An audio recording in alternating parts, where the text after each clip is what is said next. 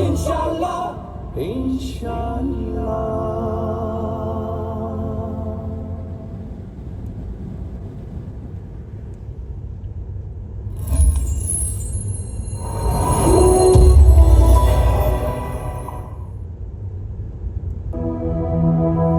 पाकिस्तानी कौम को उसका हक दिलाने 14 अगस्त को इस्लामाबाद के लिए जल्दी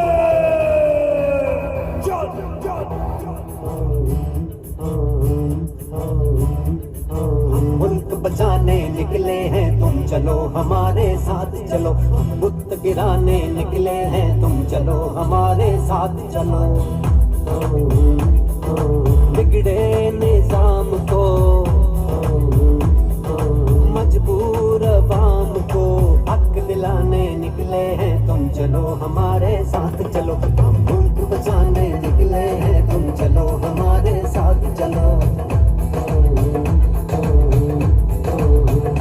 मंझधार में कूदो मल्ला हो, तूफान के मुकाबिल हो जाओ।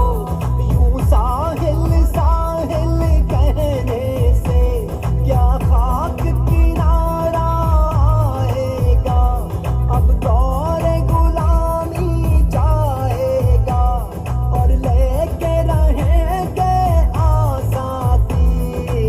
हक हमारा आजादी, हक हमारा आजादी, ला इलाहा इल्लल्लाह हुक्मरानी अल्लाह की। हक हमारा आजादी, हक हमारा आजादी, ला इलाहा इल्लल्लाह हुक्मरानी अल्लाह की।